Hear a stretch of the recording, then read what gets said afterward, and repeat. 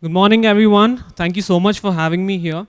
I'm glad you got a break. Some caffeine's gone into the system, so that might make this session a little more bearable. Um, we're going to talk about security. I know it's not the most fun topic here and hard to sort of follow up to the previous session that we had, but I'm going to try my best. I'll try and keep this as simple and straightforward. So even if something's sort of seeming too technical, just don't bother, don't worry too much about it. Just that if you have someone that you work with, either when you're reaching out to the support team or to somebody who's managing your website, you at least have some sense of what they're talking about, right? So with that started, we're going to start this topic, and like you all know, security is important, right? Anybody here who disagrees? No? All right, great. That's a good start. All right, so we're going to just touch the basics, website security 101, and we talk about a few best practices that you need to keep in mind, things that you need to do, things that are important. And at any point of time, if you think I'm going too fast, you want me to slow down, you have a question, just let me know. We'll keep this as interactive as possible. All right, I forgot introducing myself. Sorry. So I'm Ashish Kalsi, and I work with Google's Trust and Safety team. So what Trust and Safety does at Google is that we essentially ensure that every Google user who's using our products, and we have products which have like over 1 billion users, stay safe, they have a secure experience. So I come from that background. So for me personally, security is extremely important. Making sure that our users stay secure is extremely important. So I'm as invested, or maybe more invested in your security than you probably are, right? And my goal here is to make sure that you are equally invested, if not more invested in your security. All right, so 101, why is security important, right? So the common misconception, and this is something that we hear from developers, surprisingly, and I wouldn't blame if, as a user of a platform, you feel that it's not my responsibility. I'm a blogger, I'm a content creator, that's my area of expertise, that's the topic that I'm interested in, and that's my focus area, right?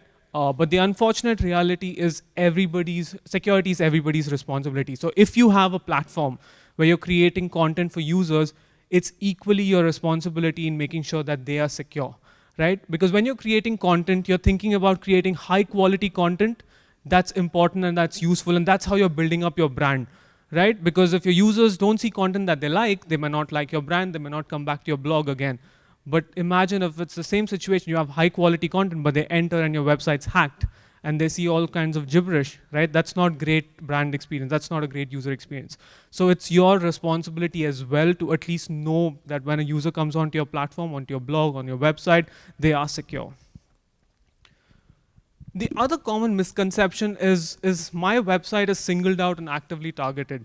Now, if you have a website, say, about gardening or cooking, you might think that why would anybody want to hack a website? Would they want my recipes, my secret recipes? No, they're all there. They're published there, right? But the problem is, it's important to understand how hacking actually happens. It's not that, of course, the big websites which have all that sensitive data might be targeted, but the real way it happens is that these hackers are essentially looking for softwares or your content management systems, your CMS, or any kind of plugin that could potentially be compromised. And if you're using a plugin or if you're using a CMS that's not been updated, that potentially has some sort of a security vulnerability, they're looking out for that. So they essentially scan the entire internet to find websites with that kind of a vulnerability.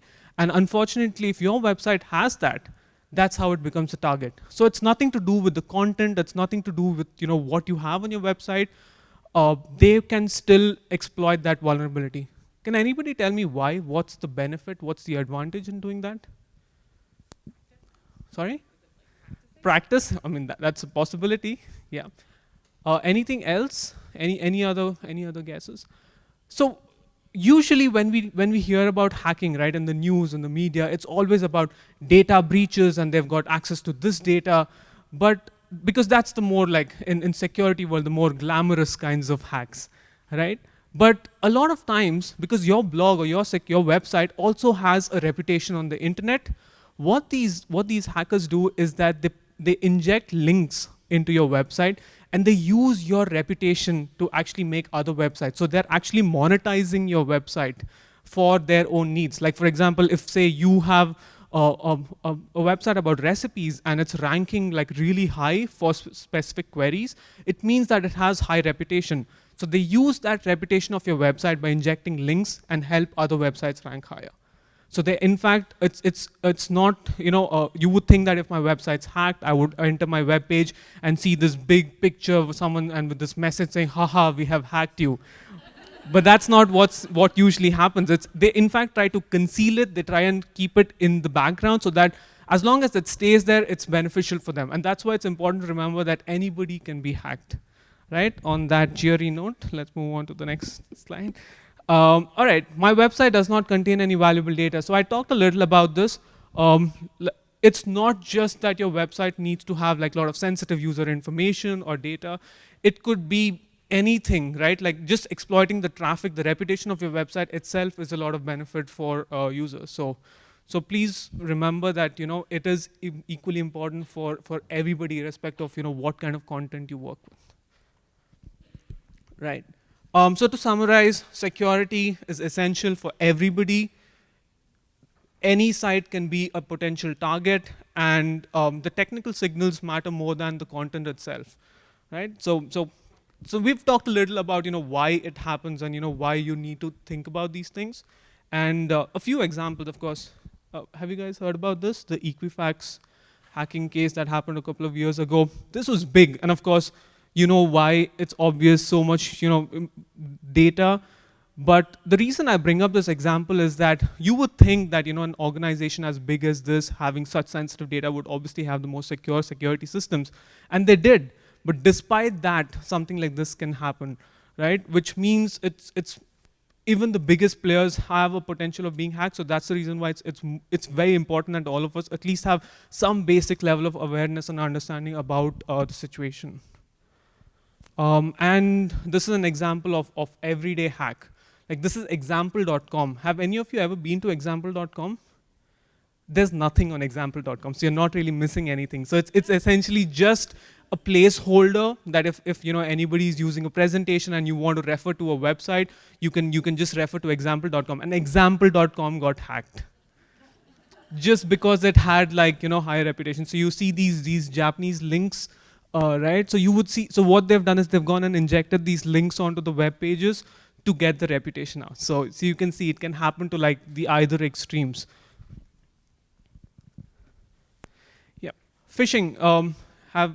Has anybody heard the term phishing? All of you have heard the term phishing, right? So phishing is one of the most common ways by which they get access to either your username or passwords. And even after so many years, this is actually, unfortunately, the most easy way by which people get hacked. So think about phishing. So the problem of phishing is actually an interesting one for the security community as well, because think about creating this castle, right? You have all the sophisticated system like high walls, guards all around it, people watching out, you have a moat, you put in your alligators and whatever you want in that. And then there's the door, right? And the door is basically your password. And if that is weak, and if somebody can easily just get access to that door, all those security systems are useless. And that's the reason why phishing is a big, big issue, because even today, it's very easy for users to get phished. Phishing is getting more sophisticated, and that's the reason why we want users to be more aware of phishing, how it works. There are tools out there that you could use to actually protect yourselves. So do you see anything weird about this? Does this look like a normal Google login? No? The URL? Do you see anything suspicious about the URL? Right? So you see the URL says www.google.com-login-redirect.com. So this looks like, okay, it looks like the Google login page, but the URL is actually not a Google login. So the domain, the way to know what the actual domain of a website is, look at what's written to the left of the .com or whatever the domain is, the TLD is. So if you see here, com-login-redirect, that is the domain. So whatever's before .com, that is your actual domain. And google.com, they could put facebook.com if they wanted there. That's just a subdomain, so it doesn't matter. So this is not really a Google login page, but this is how it might look. You might go put in your username, password, and it might actually go to somebody else. So there are a lot of tools out there. In fact, Google has a lot of Chrome extensions as well. In fact, we have something known as the password checkup tool. So what it does is it looks at all the repositories, or at least like a massive repository of passwords and usernames that have been leaked. I think we have about 4 billion the last time we announced it. If any username or password of yours has been hacked and is available in an externally sourced database, and if it identifies that it's available in one of those databases, it will actually throw you an alert asking you to change your username and password. We already incorporate that into the Google products, but this works across all your logins. So even if it's a non-Google product login, I'd recommend that you install the password checkup Chrome extension to make sure you're protected from phishing. Is phishing effective? Yes, it is. So 45%, the most believable phishing sites trick almost half of the users. So if you see, it's still very, very effective. So it's getting more sophisticated. It may not be as straightforward as say, hey, you won like $10 million in lottery, click on this link and get your money. So people know those kind of scams, but it's become a lot more sophisticated, especially because of social engineering. So what's happening is users are putting a lot more personal information online. Right, you're on Instagram, you're on Facebook, or whatever other social media platform, Twitter. You might say, hey, we are at the MediaWine, the conference today, and it's a great conference, blah, blah, blah. This guy's boring us about some security stuff. So you might tweet about it, right? And tomorrow, if you get an email that says that, hey, hope you enjoyed the MediaWine conference, blah, blah, blah, we've had a lottery and you're a lucky winner, you'll be like, yeah, that's so cool. I was at MediaWine, so obviously they know I was there, I registered, so this link must be genuine. But you don't remember, but you're not realizing that this information's out there publicly.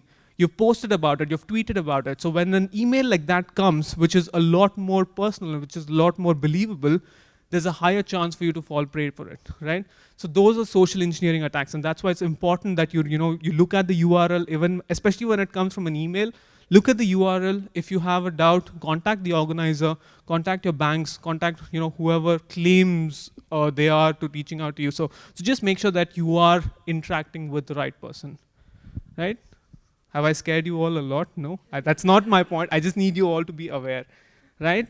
And hackers move fast, right? So if you see the next statistic, so 20% or 1/5 of all accounts are accessed within 30 minutes of being phished.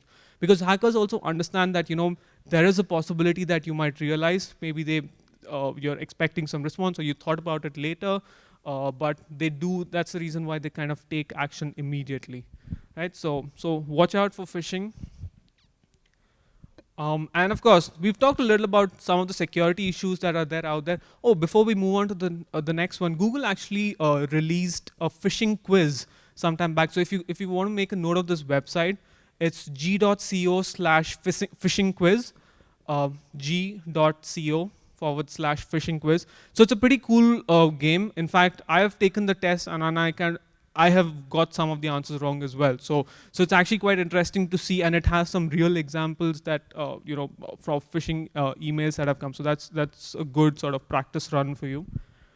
So yeah, let's move on to the next section, which is, okay, we know these are the issues, we know why it's happening, but what do we really do? What can we do to protect our websites? So these are some things that users, this is not an exhaustive list, but at least as a starting point, we want users to kind of consider these different areas. So we're talking about safer login along with two-step verification, making sure that you keep your systems up to date, your softwares, your content management systems, your third-party plugins, they're all up to date, they're updated. Implementing HTTPS, verifying your site in Search Console, having a backup for your website, for your blog, and training your employees if that's applicable, right? So we'll go a little into each of these topics now. So safer login, and I gave you the example of the castle and the moat and security system. So safer login and having a strong password is still very, very important. Can anybody tell me what this looks like?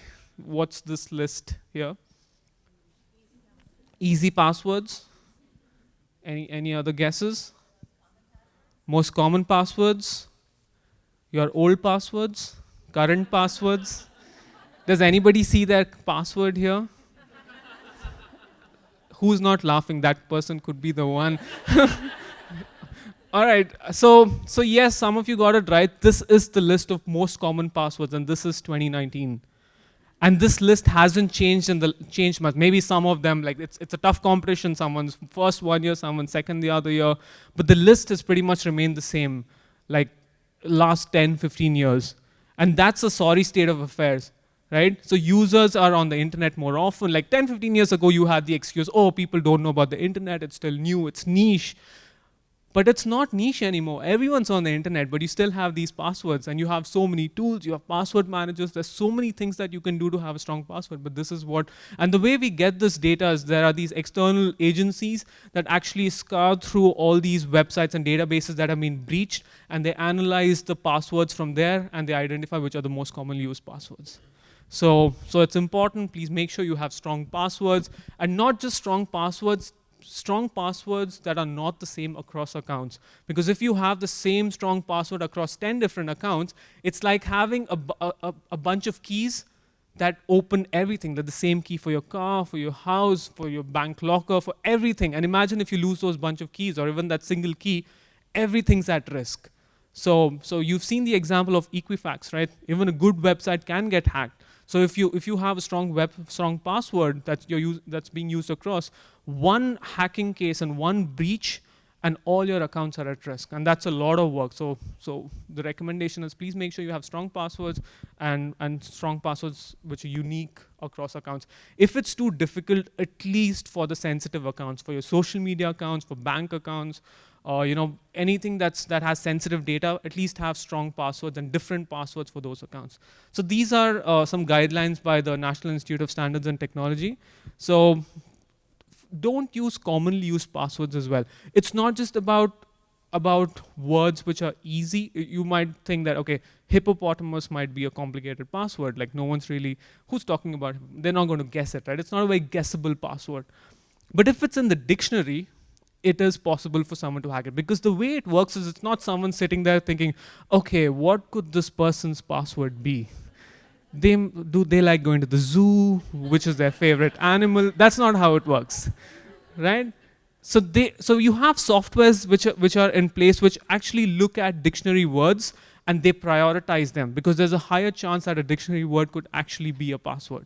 So never use words that are dictionary words. You could use something like, if you like a song, it could be a phrase, put them all together, you understand it, but only you understand it, right? It may not make sense, it's not a dictionary word. So do things like that to make up strong passwords, which are also easy to remember. Avoid repetitive or sequential characters, 1, 2, 3, 4, 5, 6, QWERTY, all, things like that. Just avoid it. Don't do it. It's not worth it, right?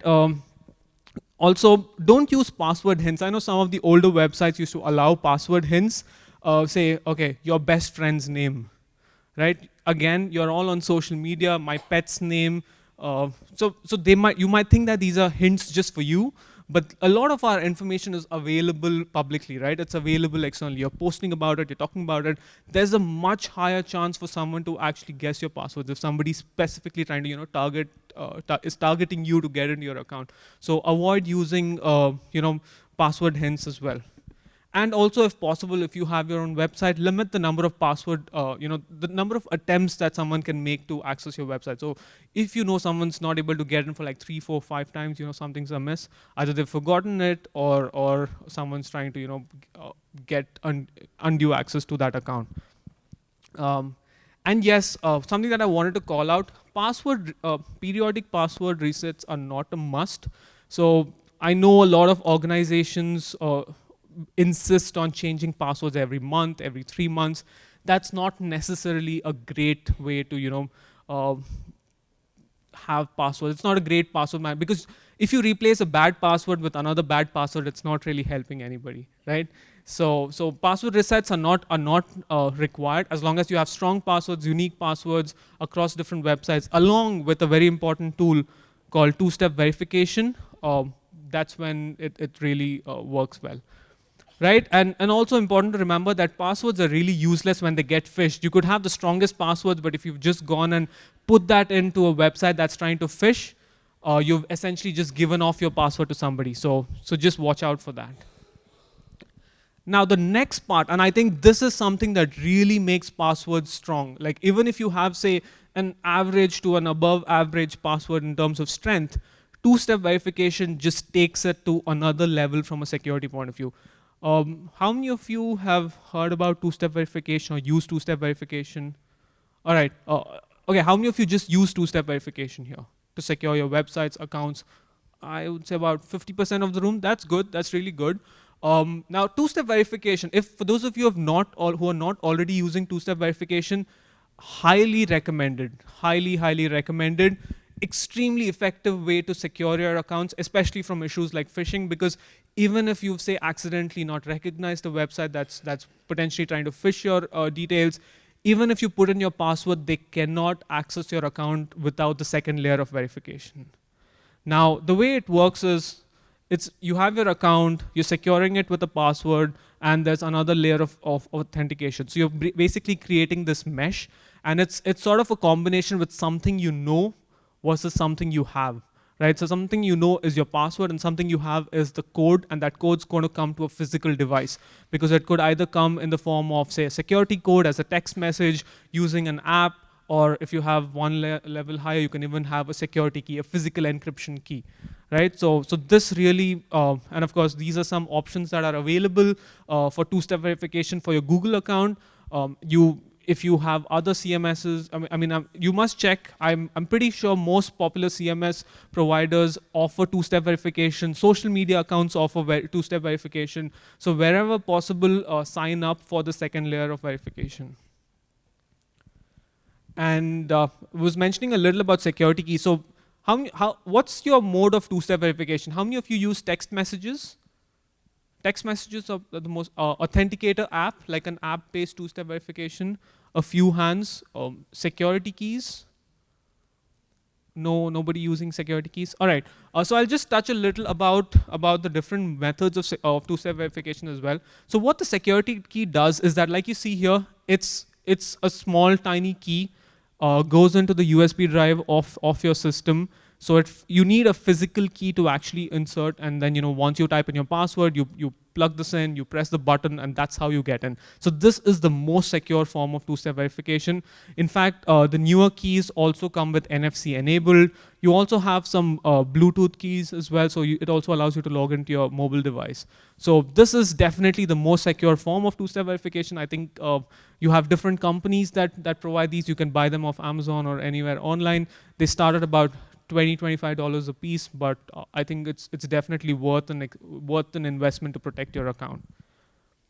The other one, of course, an example here is your Google Authenticator app. Now, the advantage of using an app over text messages is, say, you're traveling internationally, or maybe you don't have international roaming turned on, or if you're flying. Nowadays, a lot of airlines also allow you Wi-Fi mid-air, right? And if you want to sign into your account, you may not be able to get a text message. So the advantage of the Authenticator app is that it also works when you do not have network coverage. And the Authenticator app also works with non-Google services. So if a particular third-party provider allows you to use Google Authenticator app, you could actually use that for a non-Google service as well. And of course, it's free of cost. It's available on iOS and the Play Store. Right, to summarize, so two-step verification essentially is the most secure way of actually protecting your accounts along with a password. So even if even if you're not sure of remembering too many passwords, having this definitely takes your security higher by a notch. In fact, at Google, it's mandated for all its employees. And I think we had sort of a statement that came out a year or so ago where since we enable two-step verification and security keys as a mandatory form of verification, I think there has not been a single instance of a Googler's account being breached. So that's how effective it can be.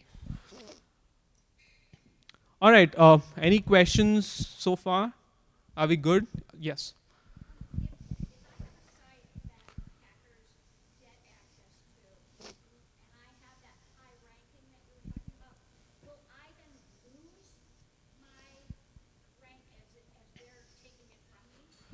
So the way it works is they are not taking away your ranking. So they are continuing to use the reputation of your websites to improve the ranking of whichever site they're linking to. But if your site remains hacked for a while and Google's algorithms identify it, at that point of time, it will temporarily affect the ranking of your site. And that's not because somebody else is getting that ranking, that's because your website is hacked. So because they obviously from a ranking point of view, we do not want websites that are hacked to show up higher because it puts the user at risk as well. But the advantage there is once you've identified that there's a hack and you've cleaned it up, and of course if you're on Search Console, you can send in what we call as a reconsideration request, which basically comes back to Google. We identify and we evaluate your website, and we see that, okay, everything's good, everything's cleaned up, and then your site basically goes back to being normal in terms of from a ranking point of view in some time. So that's how it works. Yeah. I just wondered if there was a tool to identify when you got hacked. Yes. So we're going to be talking a little bit more about the tools as well in the session going ahead. And there was one more here. Yeah. So I want to know, typically when you are asked to do two-factor authentication, they want to send it to your text message, sometimes email. How do you bypass that to get it to a security key? So for your Google account specifically, or is this for your CM? So for your Google accounts, if you go to where your settings, which is myaccounts.google.com, you have an option of when you go into the security section, you actually have an option which says use security key as a format. So that's for your Google accounts. For the other services, it depends on whether that service allows security keys as an option for two-step verification or not. So that's something that might vary based on the service provider. But if they allow two-step verification, I would recommend that move away from text messages to Authenticator, because also the challenge is, this is again a very rare case, but we're also seeing issues with things like SIM swapping and SIM spoofing. What happens there is somebody essentially gets access to your phone number, so those text messages also go to them. So that, but of course, those are very rare cases. It's not as common as phishing, but that's the reason why I would recommend at least switching to an authenticator. There's a higher chance that almost all major CMS platforms allow for an authenticator app to be used for two-step verification, but security key is something that you would have to check. Okay. I just heard a story last week where the guy's SIM card was overwritten, and within 30 minutes, all of his accounts had been changed because he put everything on his phone. Yes. So that's of course a rare case, but it can happen. It's good that you pointed it out. So everybody who's using two-step verification, half the room that's already using it. If you're using text messages, would highly recommend trying out Authenticator app. You can also use a security key. You don't have to just use a security key. If you don't have the key with you at that point in time, you can still always go back and use the app. So you have those options as well. But yes, if you can use a security key, nothing like it. All right. Sorry, there's one more. Can you just use the mic so everyone can? Yeah. Is using something like 1Password secure? That's a great question. So password managers, again, are a great tool.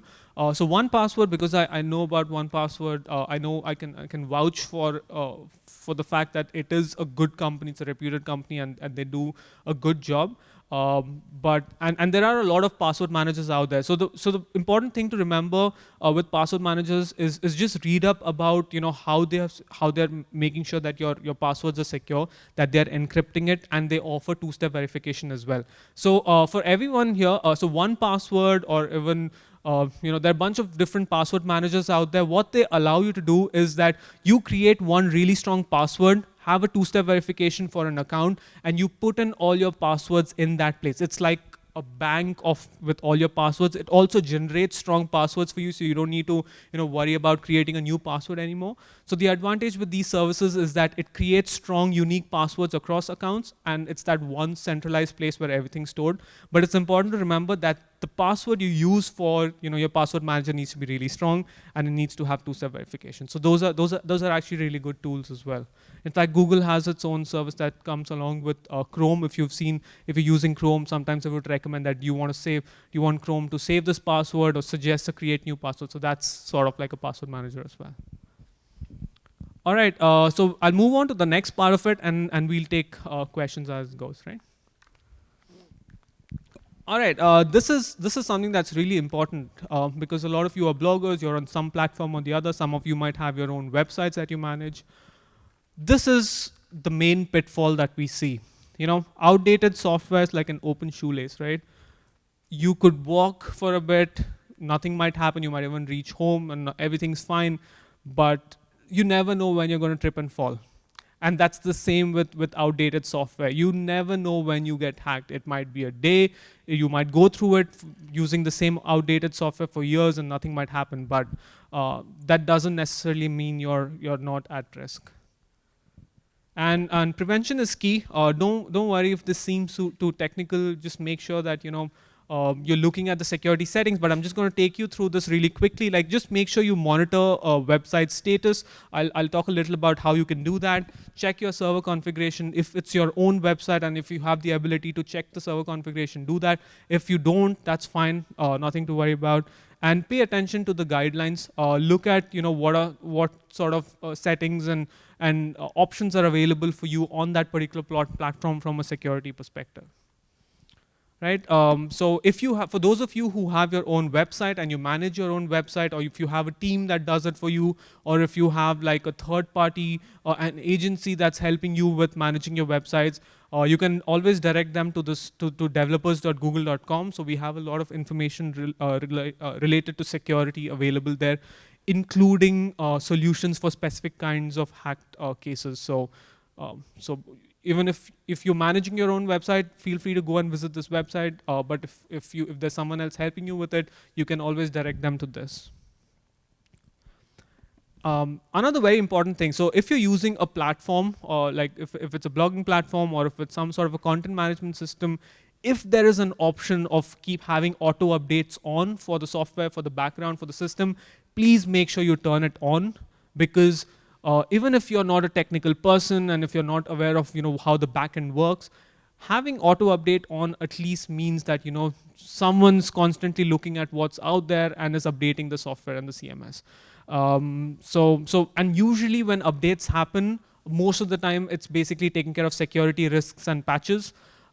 So that's very important. And unfortunately, if you're on a platform which doesn't offer auto updates, set a reminder for yourself, set a calendar reminder, do it periodically, go and manually just check. But in our experience, the good platforms tend to offer auto updates. So do sign up for it. Yep. So summaries, make sure that everything's updated, including your mobile devices. Actually, I know a lot of us do not like updating. When the next OS version comes out or an update comes out, because you're like, the last time I did it, my phone slowed down, or my phone crashed, or this happened to my friend. It used to be that way. It's gotten better over the years, but it's very important to remember that when you get any kind of an update, it's usually has some security element to it. So the faster you protect yourself, the better you are, and more free of risk you are. All right, another very important aspect, again, don't want to bore you, so I'll go a little fast on this, but just make sure that how many of your platforms, your websites have HTTPS? Brilliant. If I could just take a picture and share this with all the webmasters around the world, I would be so happy. I'm so glad to hear you're all on HTTPS. This is actually a major challenge for us these days to help users understand, help webmasters understand why this is important. So I'm not going to spend too much time here. Like you all know, it's kind of like how the security is different.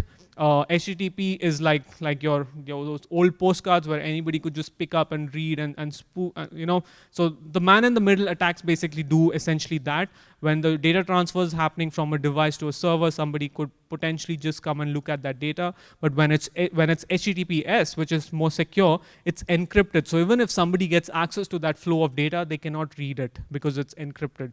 So that's the main difference. And that's why you would either see websites completely encrypted with HTTPS, or at least on the more on pages where there's more critical data transfer, like the login pages, or where there's financial transactions happening. So that's where you would see HTTPS.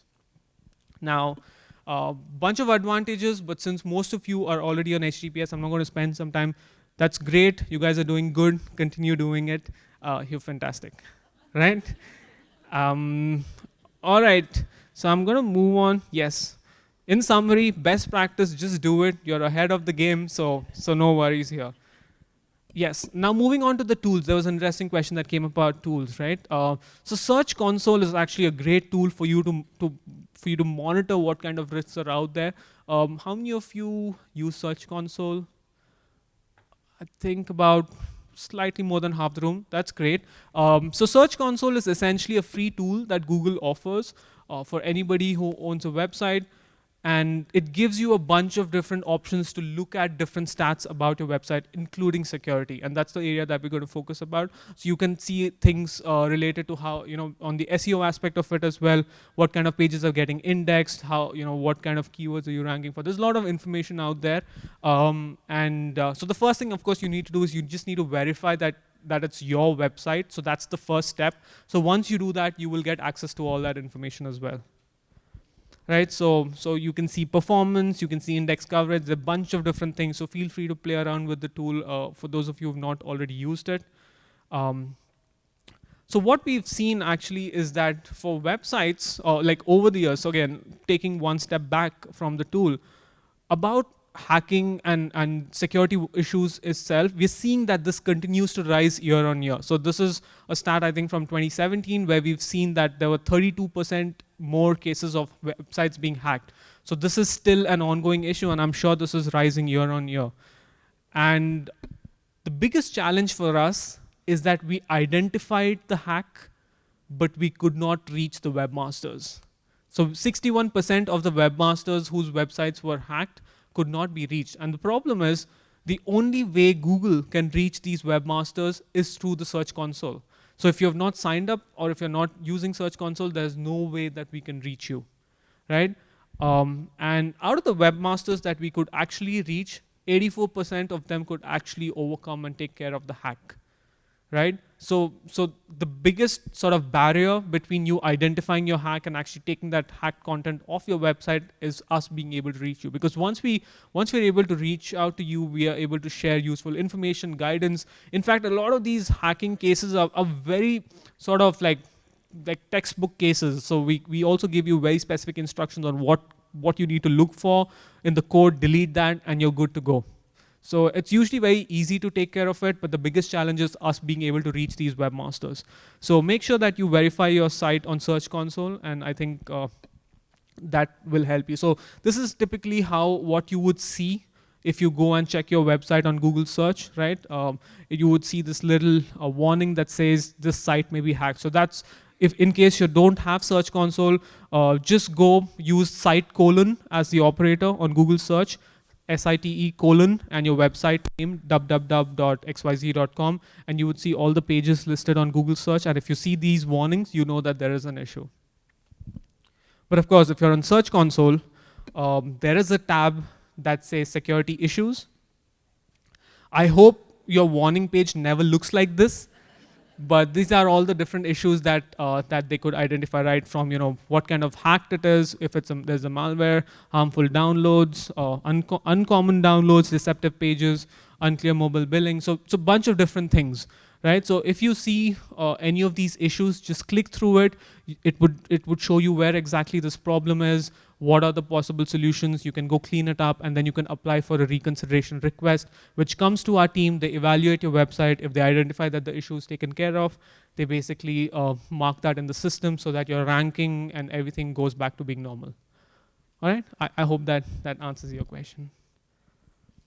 Yes, and in summary, Search Console is free. It's an open tool. It provides relevant information. I think there's also a way by which you can integrate Search Console and Google Analytics so that you don't have to look at a bunch of different tools. So there are a bunch of things you can do, lots of really useful features. If you're not using it and if you're not the one who needs to be bothered with this information, that's fine. As long as you know someone who can help you with this, or if there's someone supporting your website or your content, you can always ask them to use this use Search Console. Another very important thing, have a backup. All of you are spending a lot of time, energy into creating, all that wonderful content. Always back up your content, and it's not just about keeping a backup. Especially, I mean, if it's just content, of course, it's easy. You can back up your content. But if you have a website, do not be under the impression that it's your hosting provider's responsibility. Don't think that if a website gets hacked and if or it accidentally gets deleted, your hosting provider will immediately just restore it back to its previous. If they can, that's fantastic. But it's not their responsibility to do it, right? Bunch of, if you just look up or if you just go and search for how do I back up my website, you have a bunch of different tools, options, Chrome extensions, bunch of different ways by which you can actually do this. But ensure that you have a backup, because you're putting a lot of hard work and you don't want to be in a situation where your websites are hacked and they no longer exist. Yeah. And of course it helps you recover to the original content, and so you're good to go. You're not losing out on anything, and of course you're not losing out on your customer base as well.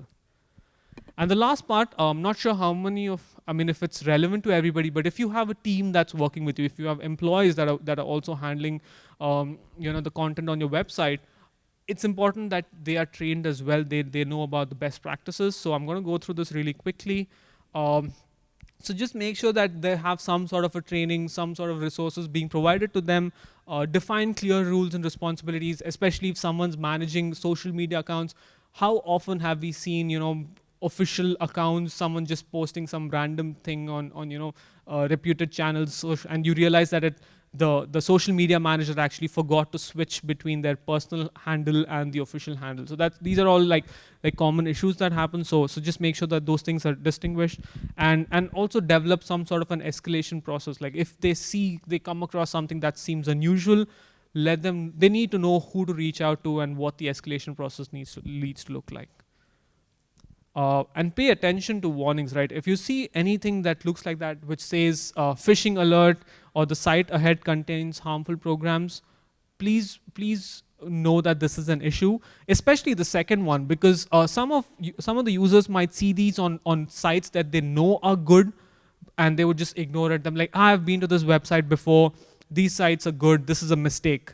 But this doesn't necessarily represent or indicate that the website's bad or the website's trying to harm you. What this indicates is that the website is a victim. They wouldn't know that they're hacked. In fact, they might be using CMSs. You see this happening on government websites as well, where they would be using some outdated software, and they might actually get hacked as well, or have someone inject some sort of code which drops malware onto the website. So these are warnings that you need to look at, and improve your skills. Look at, read up about it a little whenever you have the time. At least you don't need to be a security expert, but at least make sure that you're aware of what are some of the challenges and risks in the market.